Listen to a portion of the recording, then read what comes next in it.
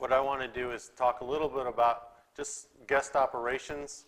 You'll see some reinforcement of what Kathy just said, and I'll give you some look at resources that you can use, publications, some training programs we have, and links to other organizations and support groups for guest operations.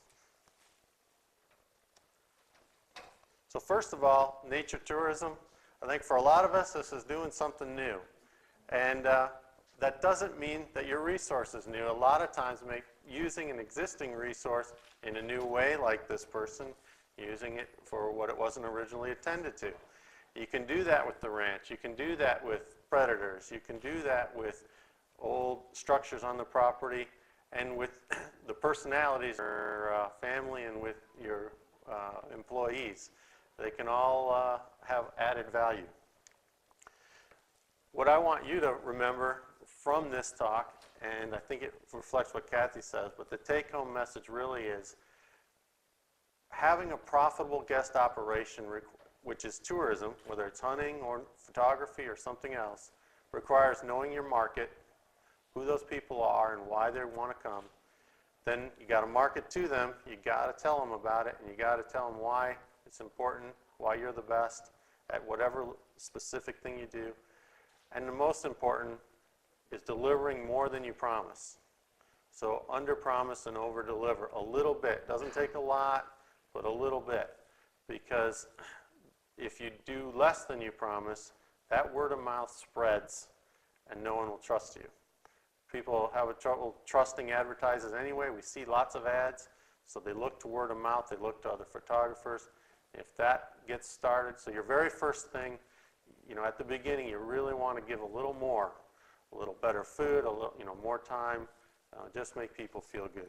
That will create the word of mouth, and most of these are going to be relatively few numbers of people you're bringing to your place, so it doesn't take but one talkative person to really generate your business or to ruin it. So that means really serving human needs. We're producing something that people are interacting with wildlife, with ranch culture and history. That's a big part of it. But safety. We do trainings to get into this, but basically make sure people feel safe. That they are safe even if they don't feel safe. Food, bathroom. Most commonly asked thing, first thing they get there, they're going to want a bathroom. Place to sleep, whether you offer it or not, they're going to know where they're going to be. And personal fun, the actual recreation. And it's not just fun, but a lot of times it's a pride in accomplishing something new. Just getting out on private road, walking across a ranch field, maybe something people perceive as really dangerous because they heard there's snakes and this and that and everything.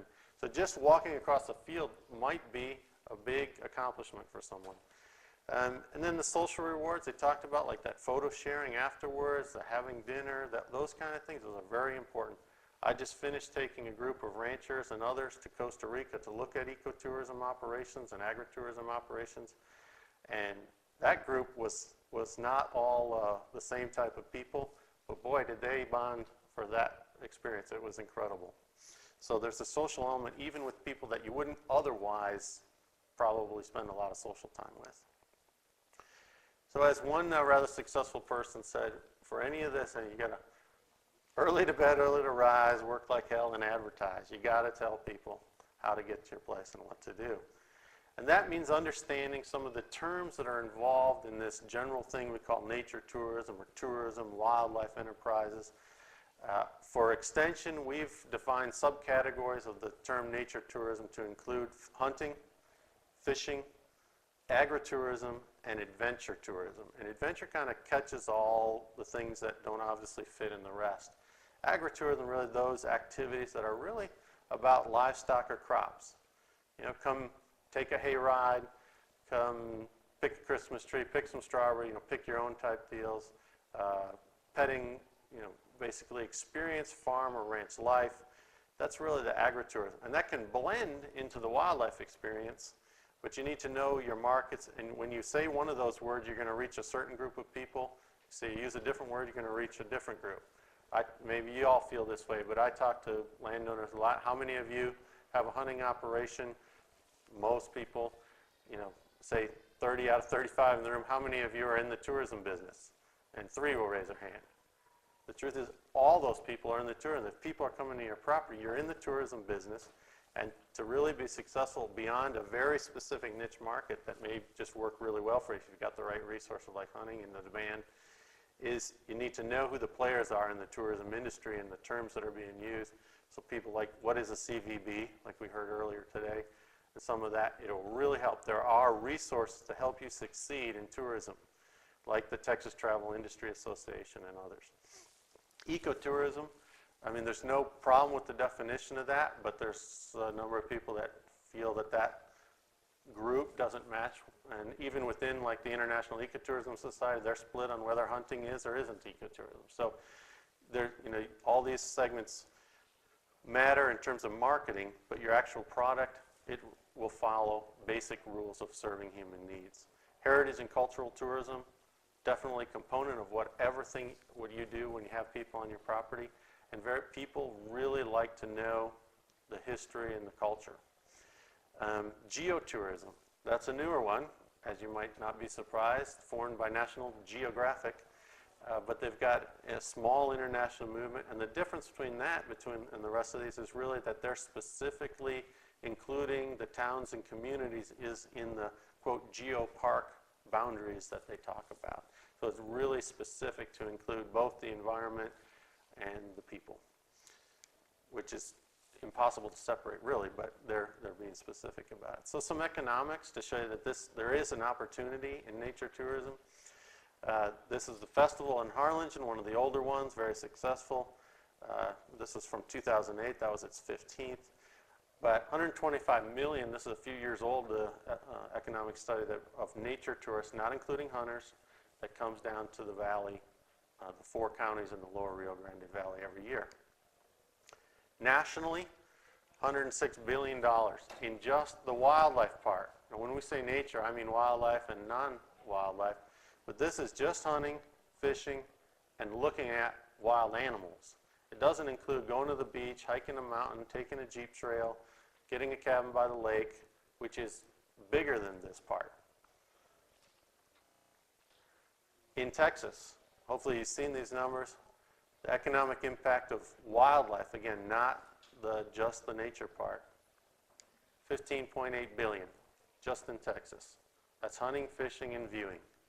And that's all the spending. That's not just the recreational part, that's buying the equipment and all that. So that's where that comes in. That's based on about $8 billion in direct spending. And then if you do economic impact studies, you see that there's usually a multiplier to see how much that money gets respent in the local area. What's driving this? Well, there's a lot of things. Just culture is changing, but a lot of that is because there's just too many people.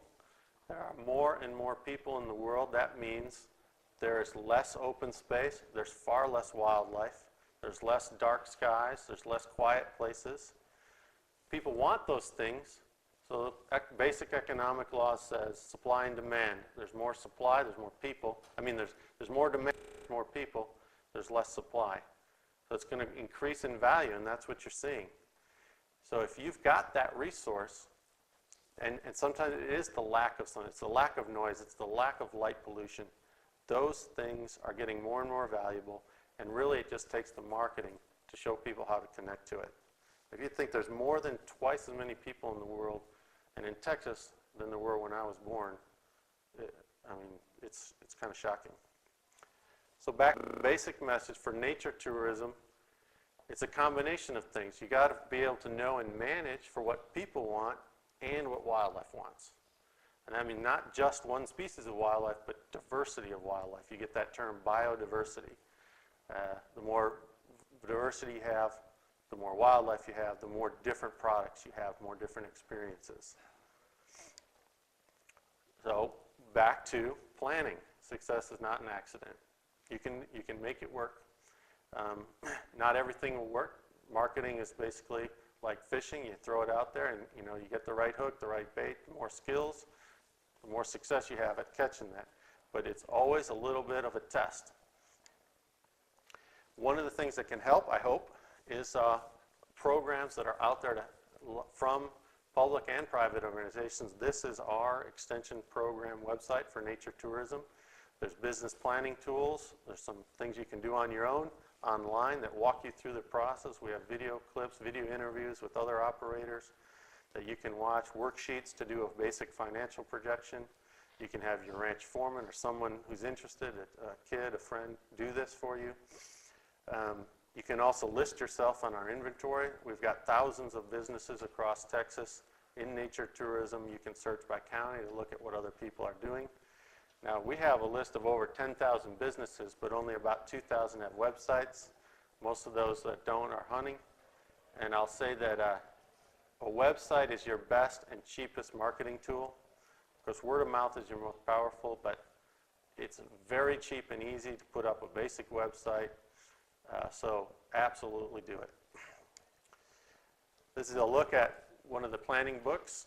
And this is just a quick look at one of the simple reports that's done automatically at gross income for some kind of nature tourism opportunity. And this is what you can do online, and whatever you want to create, you can create and put it in there. And once you do this, I can work with you one-on-one to help validate, prices and things like that, or put you in touch with people who can help validate that.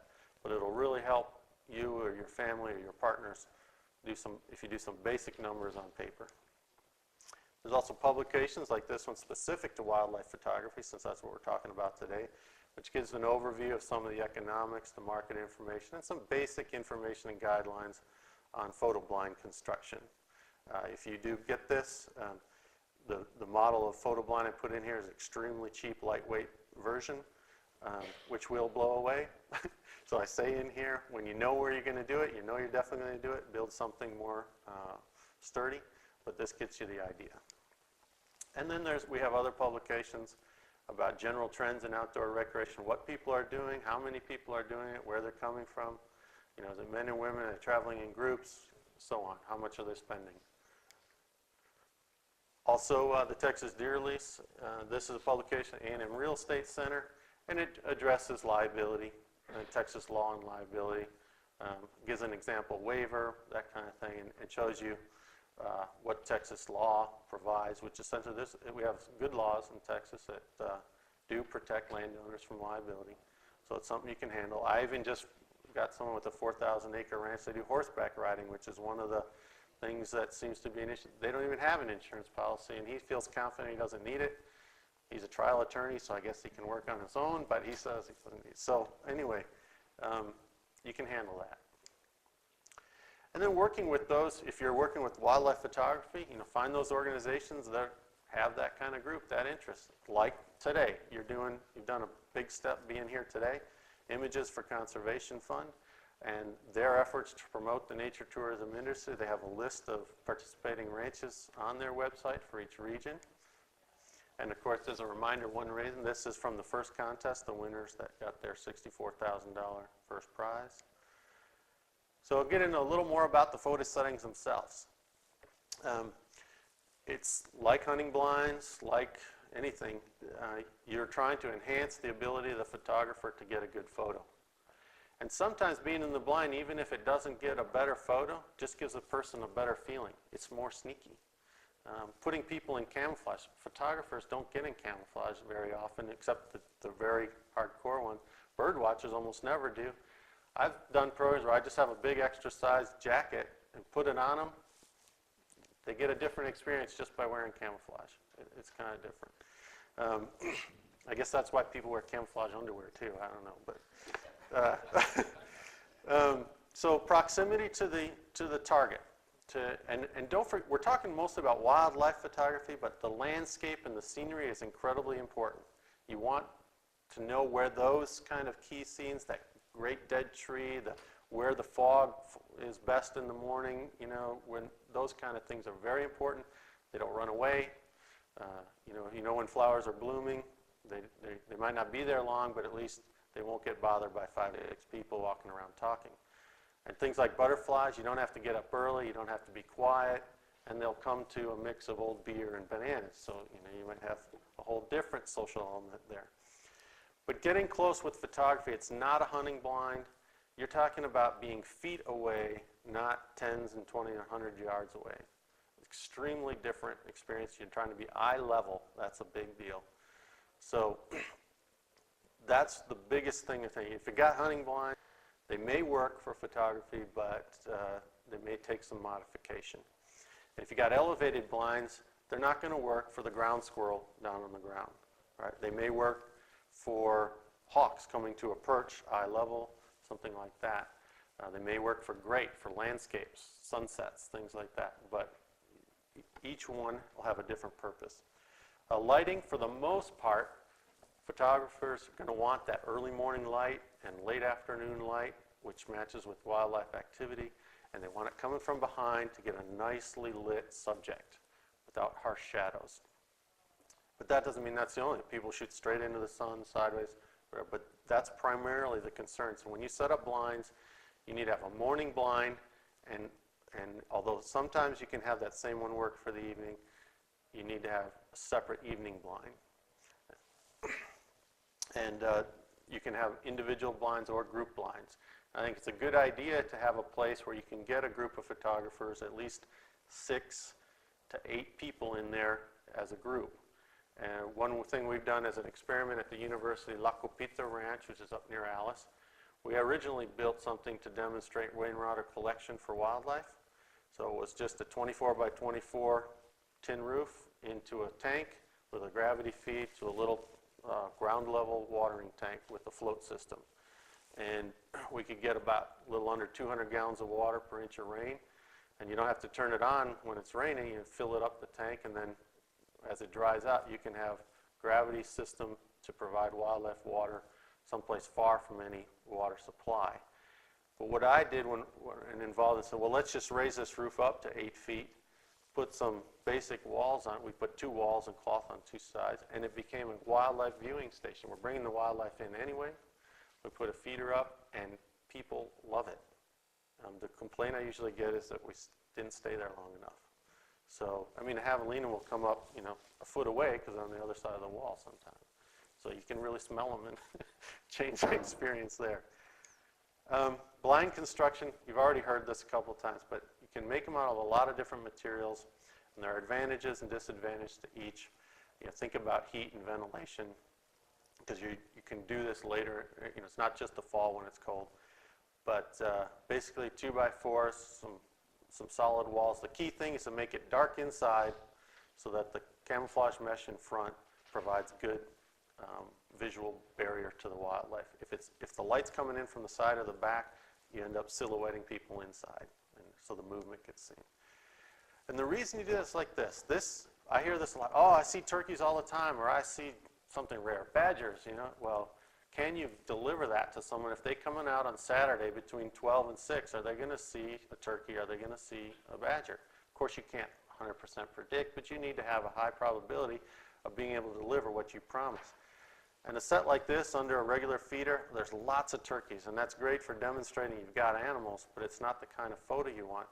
And the next one's an amateur, but it's something you want to be able to give them something like this. Eye level, natural setting, out of focus background, looking at you. And that's what a blind can do, especially for an unskilled wildlife person that doesn't know how to lie out in the grass in camouflage for a couple hours to wait for that and call in turkeys. Each species you're going at, you might want a different setup.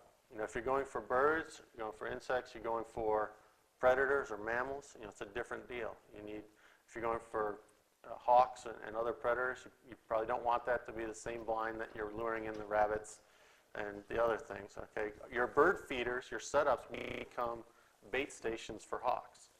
They'll see all that activity and they'll hunt those places. But you want to be a little bit careful about that. And you definitely want to be, I know a lot of ranches, if you do something close to your ranch house, you'll detect my bias, but be aware of house cats, feral dogs, all that.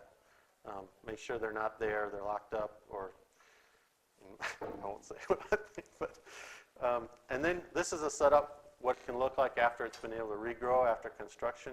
Very simple one, 2-person blind. You see a camera lens sticking out from the camouflage cloth, which can be adjusted. So that whole front is actually open. It's just camouflage mosquito netting, which works very well. And this thing is anchored down with bricks and stakes, but then could easily be moved in the back of a truck by one person.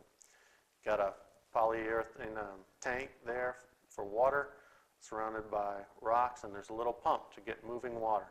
Down here, a little bit of drip, even if you just get a bucket with a hose bib and let it drip, where you don't have water supply, really attracts more animals.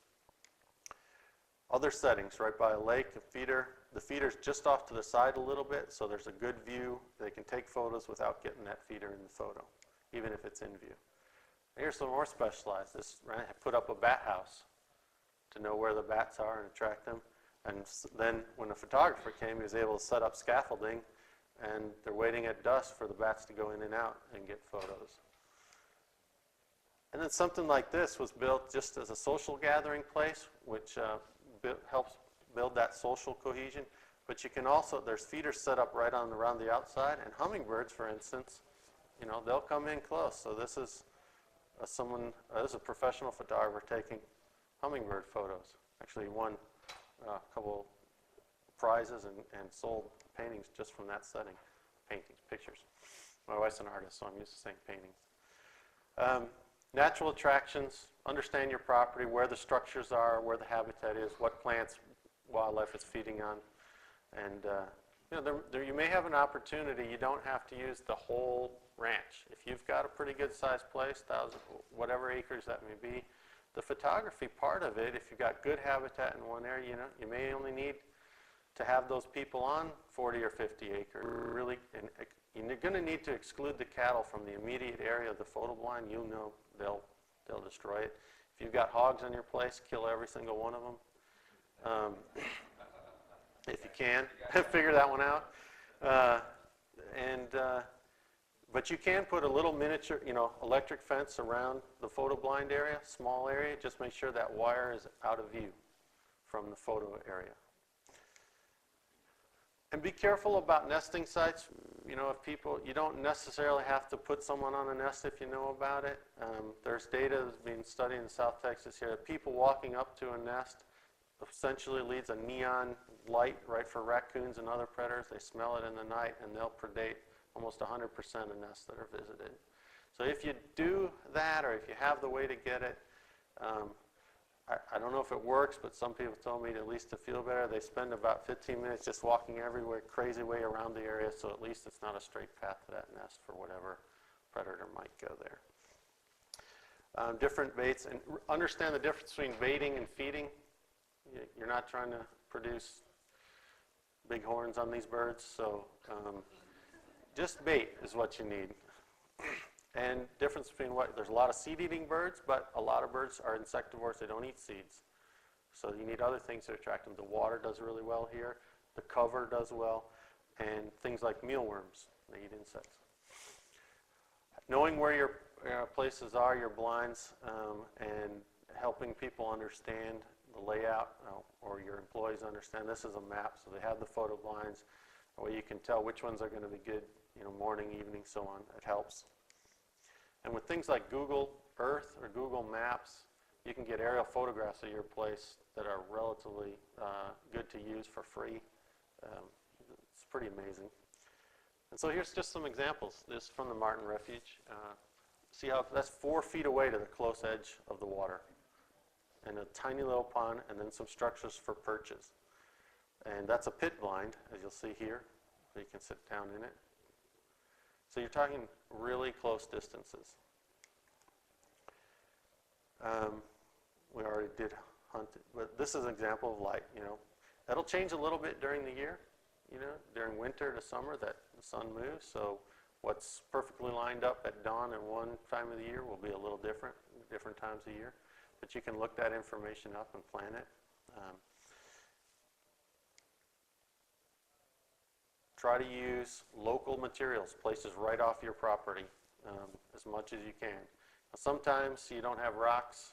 You might consider bringing in some rocks to help the scene. But for the most part, use darker woods. Don't use bright colors. They stand out and they distract from a photo. And use broken or natural things. If you're going to saw something down, you're going to have to hide that sawed-off end usually. unless you're setting up a cultural thing like an old fences sometimes can work really well. They're photogenic. You might take some old wire or a couple old fence posts and put them in a scene. So this is just some examples of the construction. What it looks like when it's regrown. And this could be good or bad. Some photographers will want you to have that all flat and cut off because an animal in there will be right there, but you can't get a good photo. Some will love it. You'll find there is no 100% this is the way to do it. And every two photographers, they're going to change it a little bit. It's personality too. This is what it looks like from inside. Use that mosquito netting. You have a really good view looking out, but you are completely covered. Use clothespins to allow the photographer to close up around the lens, and that really, really is effective. So to conclude, the take-home message again, learn a little bit about your target market and the different groups within that, because the thing about feasible marketing is not just are they out there, but do you have a way to communicate with them and tell them why you're the best place to go, feasibly, meaning is it cheap enough to do. And so know your market, market to them, and then deliver a little bit more than you promise. And please, I will let you know, there are other agencies that will be talking after me and myself, but we are here. Take your calls, visit your properties when possible, and we also offer training. I'm doing some interpretive guide training next month. So thank you for your time.